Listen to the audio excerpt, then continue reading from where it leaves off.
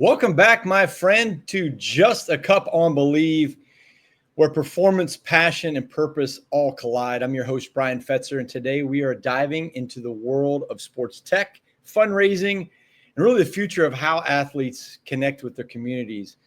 I have a special guest with me today, Scott Birnbaum, who knows a thing or two about driving big results. You know, his time at System One, he managed over $1 billion in annual PPC spend, which kind of blows my mind a little bit. Mastering the art of analytics, forecasting, and growth. And now he's a co-founder of Booster, a fundraising and content platform giving student athletes and coaches a better way to raise money, engage fans, and really build lasting support without all the bake sales and endless paperwork and the stuff that a lot of coaches do. Scott, welcome to the show. Thanks for having me. I'm really excited. I mean, you started your career in finance and then became performance marketing expert, managing, like I said, $1 billion. And what drew you from that world into the sports tech world? Well, it wasn't a direct path for sure. It was I think I've always had the passion for sports, always. Like I've always loved sports from afar, specifically the Texas Longhorns. And Ones, right?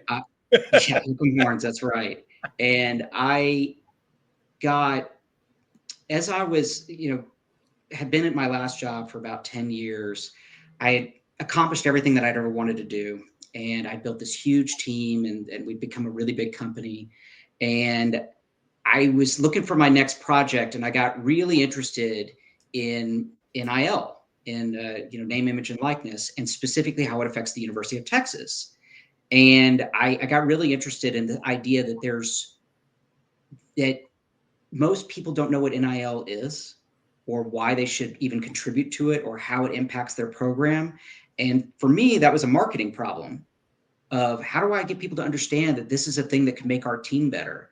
And so that was just this entry point where I got interested in the subject, and it just snowballed into learning about everything there is about funding for athletics.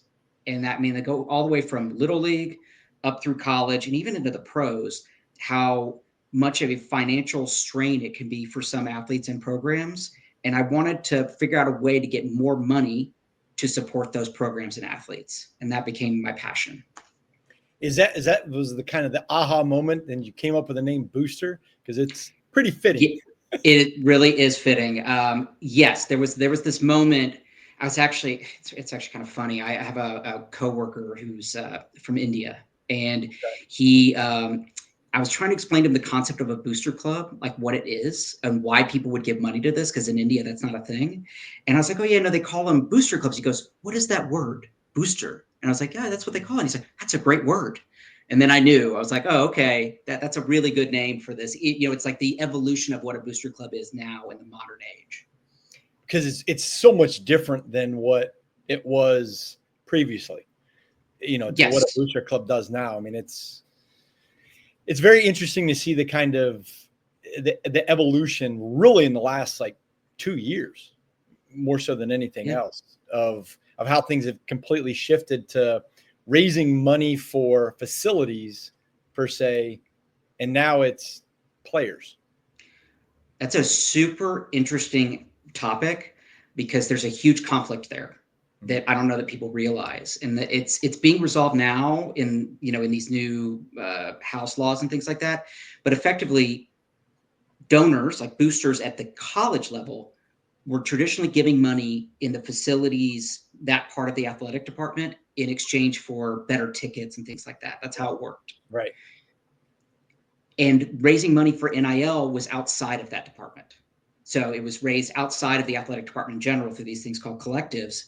And so there was this friction between the fundraisers on one side and the fundraisers on the other side. The fundraisers in the athletic department are like, we're not sharing our resources with you. Right. We need all the money to go to us. And then the collectives are like, hey, but this helps your product. And they're like, there was a conflict of interest there. Mm-hmm. It's being resolved somewhat, I think, to this point, but I don't exactly know what the final shape of it's going to look like. Well, knowing that the current fundraising model is really broken, Mm-hmm. in my opinion, what's wrong with it, and how can Booster help fix it? Well, I think that we look at at Booster as being, we want to be there for athletes for the entirety of their career. So I have now focused on athletes at the beginning of their career. That's where Booster's focused right now. So high school. And what does it mean to play high school sports? Well, a huge component of the funding for high school sports has to be raised by the coaches, booster clubs, the families, et cetera. Every year, a coach who starts the year and he has to raise a certain amount of money in these different buckets that allow him to travel, feed his kids, buy equipment, any of the extra stuff that kids expect, especially if you're trying to recruit the really good talent to your program. All those things require money. There's only so much that comes from the district, and the rest of it has to be supplemented through fundraising. And this part is where the fundraising is broken, and that most programs across the country, there's 25,000 high schools, and every high school has many, many, many programs, from debate and band to football and basketball. I mean, it's every single one of them has to raise money. And most of them do it on a campaign basis. So what that means is that they start the year, and then they have these windows where they can raise money, and every coach is on his own to pick whatever methods he's going to use for that fundraising. And that can include selling something. And the selling of things can be traditional, like candy and popcorn, which has been around for 40 years, but it can include things like mattresses, wrapping paper, mulch. The list goes on and on. I've heard so many odd things that people sell. And the key thing is, in most cases, they're selling something that people don't really use or want. Right. It's a mechanism, but it's not a very effective mechanism from a fundraising perspective. The second type of fundraising people do is straight campaign-based donations, where you work through a provider that collects email addresses and phone numbers, and then does the outbound marketing and collecting the funds for a fee. This model is also hugely, it's proliferated all around the country. People like it, but there's no deliverable in return. There's no connectivity. It's literally just give us money. And back to the selling things, there's no real connectivity there either. I mean, mulch has nothing to do with the football team. If they're selling it, it's not connected. Right. And then the last thing is in-person types of events. And I mean, this could be bake sales and car washes, or I've heard stories about basketball teams that do halftime fundraisers, like there's a contest. But the key about that is the coach has told me himself he has to leave his team when he should be making adjustments to go run said fundraiser. So it's effective in raising money, but it takes time away from the coaching of the kids, which I think is not a good trade-off, in my opinion. And there's many other examples of fundraising things that people do that require a lot of time and don't generate a lot of money. It's really interesting that you say that, because I spent 2 years at a private high school in Cincinnati, and football did a mulch sale.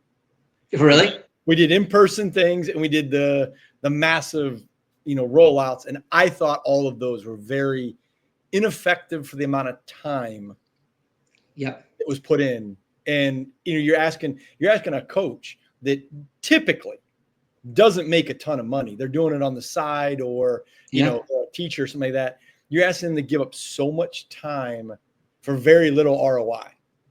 Yep. So, well, every coach I've talked to, every single one of them, they certainly don't do it for the money. One of the things I've learned about coaches is that, they either love ball. They love it so much they want to dedicate their life to it. Maybe they played it. Maybe they've just, always wanted to coach, whatever. Or their experience in athletics had such a big impact on them personally that they want to give back. So that's the reason they do it. And they will tell you to a man that if, given a choice, would they rather raise more money or get more time to coach? They'd rather have more time to coach, and have less time fundraising. So time is a big one. And so that's sort of the ecosystem that we walked into, or the landscape, if you will, of where, I looked at that and I was like, I think I have a better way. And the The first thing about Booster that is different from those models is we are trying to build a community around the team. It is a content platform, but not like social media, not like an Instagram or things like that. It's a private community. You have to be invited to join from members on the team. So it's the same type of community that would be buying the mulch, buying the whatever. It's community around the team, whether it's extended family or people in the in the neighborhood or what have you. And you are selling to them a subscription to the team. Think $5-10 a month, and that $5 or $10 a month gives you some access to this private community where you share the journey with the team. They share whether it's videos of highlights, behind the scenes on the bus, what have you. It might be updates from the kids about what they've been working on or why this game is big, but it's something that keeps you connected to the cause. Right. And to the loved one that you care about, because in most cases that's what we're talking about. It's a loved one that is cared about. And the benefit to the coach, what I tell coaches all the time is that, one, a monthly recurring gives you predictability for the year. So if you sell subscriptions and it's $5 or $10 a month, all of a sudden you can plan your year out in a way that you could not before. So there are times where you have money and you have not raised it yet, or maybe you need to do something and you have to wait till you raise it. Right. That goes away if you have visibility. And so a monthly recurring, knowing predictably when money will come in is a big deal. It takes some pressure off the coach. 2, not starting at zero. If you have freshmen, sophomores, and juniors who have sold subscriptions to their grandma and grandpa, or aunt and uncle, or whatever, and they're going to continue on, those subscriptions are already sold. So maybe you come back with 50% of your subscriptions. So you have some commitment already going into the year. You don't start at zero, which I think is also a big benefit. There's also this idea that because you're doing the money rolls in year round, you're not limited to this one period of fundraising at the beginning of the season when that's your most important practice time. So a lot of coaches, like a football team, they'll get back to school and they're trying to layer in, install their new offense or defense or do all this coaching, and then they have to distract the kids with fundraising talk for 28 days of all this fundraising stuff. Well, what if you didn't have to do that? What if you could set up a different time of the year because it works year round? I think there's a lot of components that for the coach will make his life a little easier with predictability and not starting at zero, and also result in potentially more money. I think there's a world where this experience is good enough to where you're actually able to sign up more people, and maybe there are parents that the program meant so much to them for their kid that they will eventually continue the program afterwards. Like after their kids are gone, they're like, oh, this goes to a good cause. And I will tell you that if a lot of the community knew that what the money goes towards and got a feel for the ride, like the success, got to share in the glory, if you will, knowing that money from their $5 a month or whatever it is, a lot of it goes for food. That's actually one of the craziest things I have learned, is that feeding the kids quite literally is one of the places where the money goes, because if you practice before school, they feed them breakfast. Right. If you go on the road, and some towns, they're small towns in remote areas, they have to travel a long distance between stops. Like there are some cases where you're on a bus for 2 hours each way to play a game. Yeah. It goes to food. So I guess my point being that we feel like if people are more connected, they'll feel good about it. We feel like it's good for the coaches, for the taking some stress off, giving them some more structure. Good for the kids, they'll feel supported. Good for the parents, because the parents are allowing the coach to have more time to coach their kids, and also they only have to go to their family like once a year. I mean, for the school year, or for the school, entirety of their school, career, versus every year. I think it's better for everyone. Well, I mean, I think you said connectivity and community. That is such a huge part, especially at the high school level. But even it goes into college. I mean, there's people that are diehard fans forever, and it's I know there's a school in Cincinnati. Speaking of one, this has a thin blue line is one of their kind of phrases, and it's constant. That means you're always attached to the program all the time. So it definitely resonates tremendously, I think, especially at that high school level too. I mean, they're constantly trying to figure out how much money for what a lot of places would think of basic needs, but you said food, like feeding a kid. like coming to morning workout at 6 a.m. They have to have some food, and they're Yeah. probably not going to do it. They're probably going to wait till the last second to leave. So they're not going to eat anything. So that makes complete sense. And I think, you touched on something, the connectivity stuff. For every, when we talk about NIL, I want to just talk about that for a moment, which is different than fundraising. I mean, they're two different, the content ecosystem thing can be used for NIL. But I want to talk about Booster's goal is to be with an athlete from their very beginning of their career all the way through. And what I mean by that is there aren't that many athletes that can play at the next level. Right. For most high schools in the country, there's one athlete every couple of years in some sport that is good enough to go to the next level. And what we aspire to at Booster is that if there's enough community around that high school athletic program, that athlete that is good enough, they can take some of that connectivity with them to college on their personal Booster profile. That's an NIL play. So, let's say they were a great baseball player and, over the 5 years that they were there 4 years, excuse me, that, there were all these parents and people that watched this kid who was so good that he almost got drafted and now is playing Division I somewhere. For most athletes like that, it is very hard to follow their journey. Unless they're playing on Saturdays on TV, it is really hard to know, the progress of an athlete that you cared about in high school, what they're doing now. We feel that Booster is a great way to stay connected to an athlete that you cared about and follow their journey, but also be a meaningful part of supporting them. Because for most of these kids that go on to play at the next level, they're not making a ton of NIL money. And the truth is that being an athlete at the next level is a grind mentally, physically, and financially. And if you, as a supporter, can support them a little bit financially and a little bit, mentally by giving them, a high five or whatever virtually, that can go a long way to that athlete, trying to achieve their goals or making the most of their shot. We're going to take a quick break, and when we come back, we're going to talk a little more about the name, image, and likeness, the NIL, and some specifics on future of sports funding. Just a quick reminder, you're tuning to Just a Cup with Bryan Fetzer on the Believe Network. Catch us anywhere, anytime, really, with Believe.com, places where you get your podcasts, or on YouTube at Coach Fetz Just a Cup channel. And this episode is powered by Iron Faith Nutrition, a faith-driven, science-backed supplement that is for natural health and vitality, and also whole body wellness. From joint support to immune health, Iron Faith Nutrition has you covered. So you can visit ironfaithnutrition.com to learn more. And we're here right now with Scott Birnbaum, who's Scott's Booster.club is really kind of changing kind of the landscape of how it goes. And the last time, listening about the stuff with high school, I could relate as being a former athletic director, and huge. Transfer the NIL piece now, because now it's coming into high school as well, and it's dominating headlines. It's kind of crazy but most athletes, there's the misconception, I think. One, you said earlier, they don't know, people don't really understand what that means. And two, some think that, hey, I'm getting an NIL deal that's, 6-7 figures, which is kind of crazy. How does Booster kind of serve that other 99%? Because, let's face it, there's the quarterback, Arch Manning at Texas.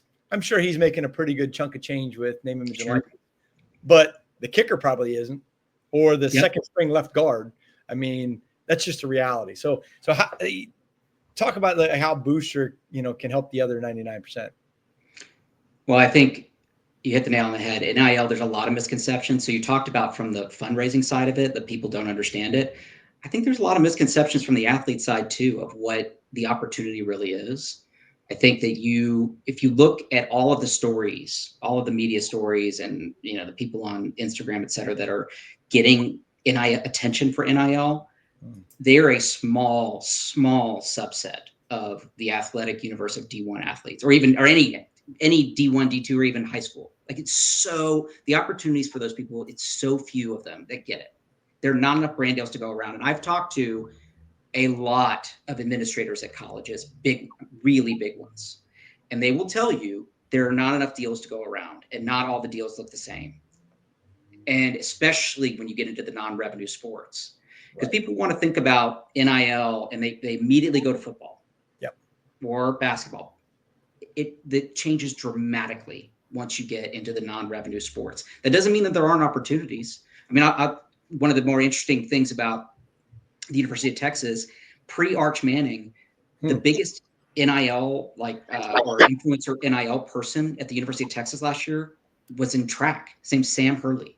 Most people probably never even heard of him, but he's one of the biggest NIL or Instagram celebrities for inside the athletic department of the University of Texas. Now that's changed with Arch because of his name. Right.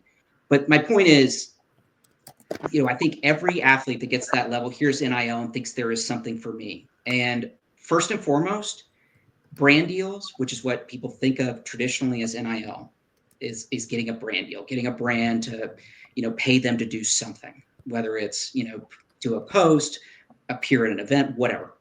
Those are hard to come by. And it's a lot of work, and it's really lumpy, meaning it's not a very consistent stream of revenue unless you're Livy Dunn or somebody like that. And then there are not. Livy Dunn is an anomaly in and of herself. She's amazing. She's a juggernaut. Like that's the idea that there's going to be another person like her, I think is, maybe it'll come someday, but she's earned it. And, she's put the work in and has all of the whole package. So what I would say to an athlete is be realistic about what your audience is, like who the people are that are actually interested in you. And don't discount all the people that have watched you from your community, the people that saw you when you were in Little League or, at whatever when you were, in middle school, and up through high school. Those are all people that care about your journey. And for most athletes, and I said this earlier, it's really hard to follow someone's journey at one of the non-revenue sports inside of an athletic department. It is really, really, really hard. True. And for most of these athletes, there's a version of NIL for them. At least this is what I would profess at Boosters, that if you start building it in high school, you can cultivate your own audience of these people that we call them your super fans, the fans that really care about you.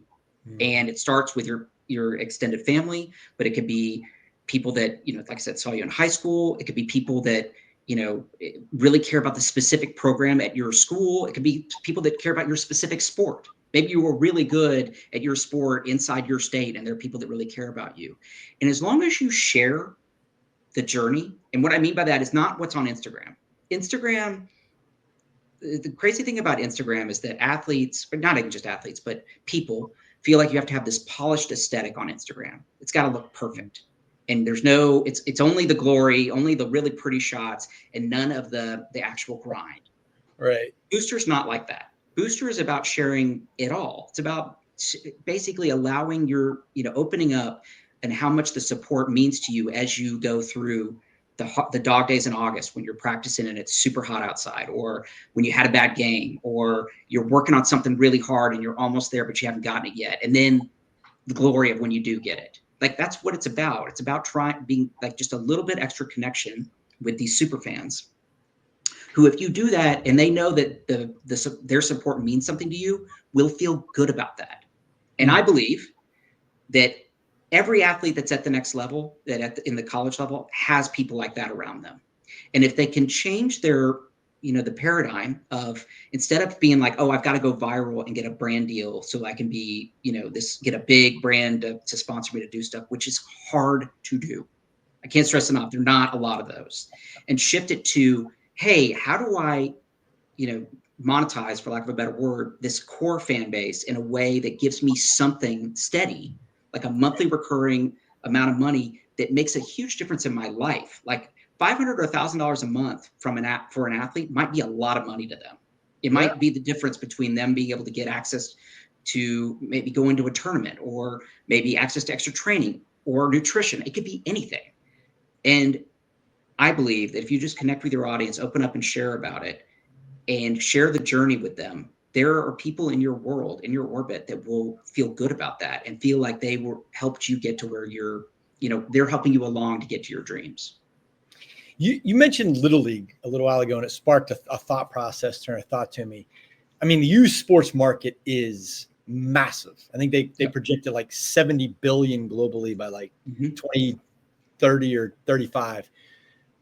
I mean, does Booster fit into that kind of market as well? Eventually, I mean, where Little League gets a little complicated is when I mean, we'd have to work with the parents because you probably can't sign up the kids. Right. But fundraising is still a big deal in Little League. I mean, Little League, like one of the big things they like to do now is, they take these trips to like Cooperstown and things like that. And that is not cheap. And the way Little League teams raise money is ineffective. And so, I believe Booster will have a role there. Ultimately, we built Booster because we were obsessed with trying to get more money into these activities, because I believe that organized activities, like organized competition, is like the finishing ground for our teenagers. It's where they learn leadership, Right. discipline, teamwork, commitment. They learn all these things when they go through these programs. And if money is one of the stumbling blocks or something that's missing and not, holding our teenagers back, I want to build something that, gets the support to them more in the most effective way possible. And it could be for debate as easily it could be for football, and it certainly could be for Little League as easily it could be for like a D3 program that needs money.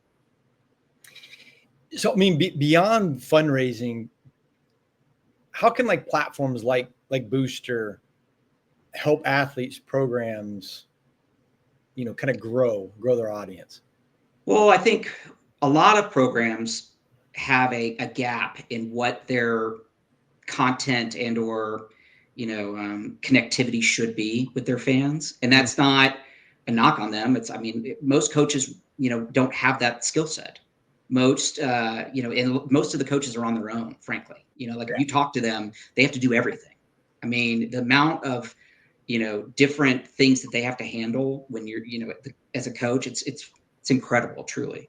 So I think there's a world where Booster becomes this part of their content hub that keeps the community together. So meaning it keeps people informed of where they are, both that are currently in the program, maybe alumni, maybe people coming up from junior high. I mean, there's a need there for connectivity, and I think content can play a role. And we feel like our platform is really well suited to that.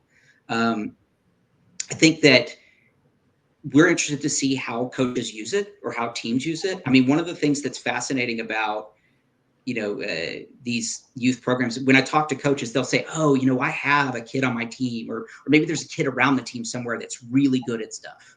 Like, he's the guy." I've heard stories of, "Oh, there's this kid, he's really good with his camera, and he'll stay around and get footage of the guys practicing dunks, and then like sell it to them so they can use it on their." I mean, like this kind of stuff exists all Yeah. across the country. There are people that are like that. And I hope that we tap into something where this is a place for that, and that there's an outlet for creativity that I haven't even thought of. Interesting. I'm gonna go into the entrepreneur hat, because as a founder of companies, it's kind of crazy when you're trying to scale. Sure. What's kind of the biggest challenge that you've seen with Booster to scale it and get it bigger? When you're doing something different that no one's ever done before, it can be really hard for other people to see your vision. And so I do a good job of explaining it, I think, but that's honed over talking to hundreds of coaches at this point, and Right. trying it, all these different, messages. But, inevitably coaches will be excited about it, and then they have to pitch it to another stakeholder of some kind. And, that's complicated, trying to get the vision Right. to, basically come through for when I'm not in the room talking about it. Because once again, nobody's done this before, so it's a whole new paradigm of how to do things, and Yeah. so that's hard. But that's part of the opportunity, is that I see this white space because I'm like, okay, this is a different method.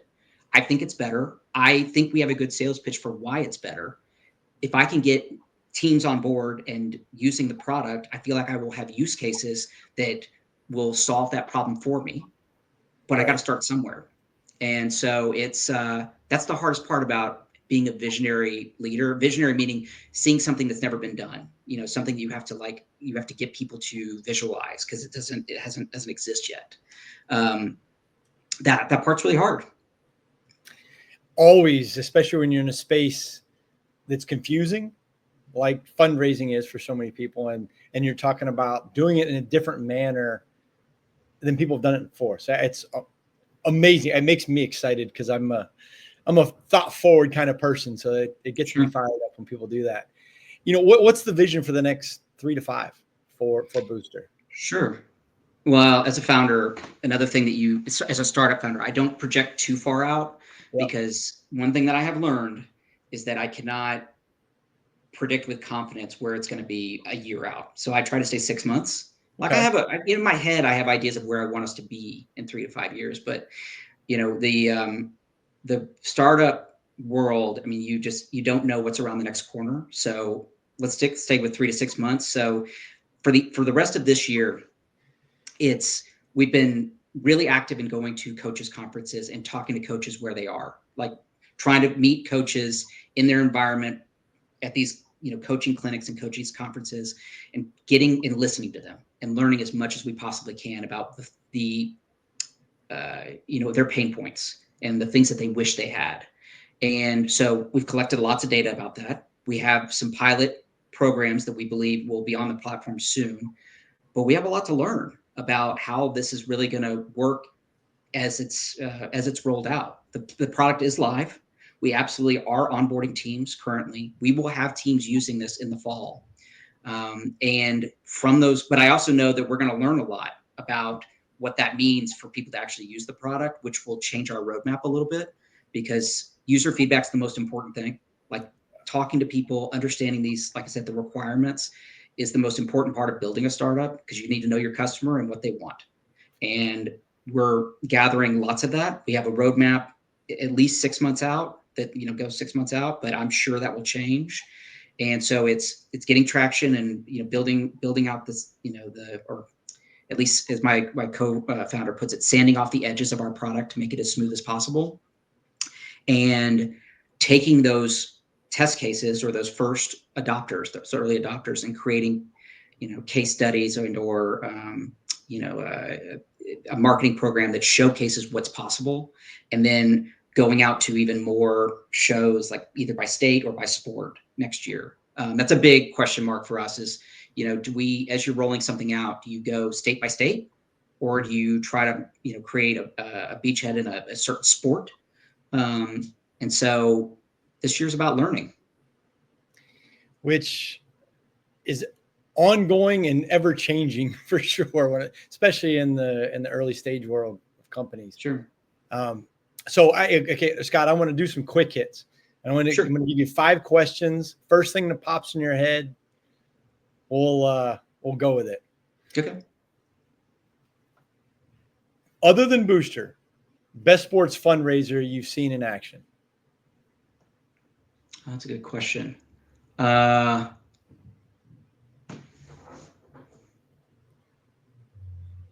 mean, the first one that comes to mind is GoFundMe. It's a good one. Yeah. You could instantly fund any team for an entire season. Who would it be? I think I know that. Texas Longhorns football. I mean, if I could fund the entire NIL program for the Texas Longhorns, I would do that in a heartbeat. So, what's the most underrated sport for fan passion? Ooh, that's a good question. Well, one of the craziest I've heard is there was a school here in California, and their athletic director told me they have a huge water polo team, and it's like they run the school, and it's like a big deal. Wow. I've never heard of that before. I don't know how pervasive that is, but I was like, really? He's like, oh yeah, water polo. It's got to be a California thing. Yeah, I'm sure it is. Yeah. This next one is rather interesting, I think. But if Booster had a theme song, what would the theme song be? I mean, I had the Tiger, I think. I love it. Iconic sports theme song. And the last one word describe the future of sports fundraising? Well, I think sports fundraising is going to be more and more important. You said it earlier, athletics is growing, period. Like youth sports, I mean, I think it's been having a moment, but there are so many new sports or emphasis on sports, et cetera, that and the amount of money that it takes to play and or feed a team or a teenager for that matter is just going up and up and up. And there's always going to be the haves. There are always going to be the programs that don't need money or help. They've got plenty, and that they do exist. But I can tell you, in talking to hundreds and hundreds of coaches at this point, that funding problems they're not going away, and they're only going to get. I think the amount of money needed is only going to go up. So the future of fundraising is there's going to need to be more and more of it. And I think the idea of moving fundraising into the 21st century of creating community, like real community around the team, real connectivity, will help these programs over the long haul, because I think they can build something that's more sustainable and predictable than what they're doing now. Man, been a fascinating conversation. Man, where can somebody find more information out about Booster? Go to booster.club. That's our website. You'll see information if you're a coach, if you're an athlete wanting to join individually for NIL, or if you're a fan and want to just learn about what the ecosystem is. But head to booster.club, and if somebody wants to reach out to me directly, my email is scott@booster.club. It makes it super easy, and I have a feeling there's going to be a lot of people reaching out after this, because fundraising is such a thing that it's ever changing, and it definitely is not going away on any level. Maybe except the NFL, but they don't call it fundraising. They just ticket prices. That's right. Well, hey, that's going to be the show for today. This episode, Just a Cup on the Believe Network. Big thanks to our guest, Scott Birnbaum, for sharing his insights and vision of the future of sports fundraising. And of course, special thanks to our sponsor, Iron Faith Nutrition, science-backed supplements to help you fuel your health, performance, and recovery. Visit ironfaithnutrition.com to learn more. If you enjoyed today's conversation, make sure that you subscribe to Just a Cup on any of the podcast platforms, Apple, Spotify, really wherever. You can also watch the full video versions on YouTube. Thanks for listening. Until next time, keep chasing performances with purpose, and add a good cup of coffee or tea in there too.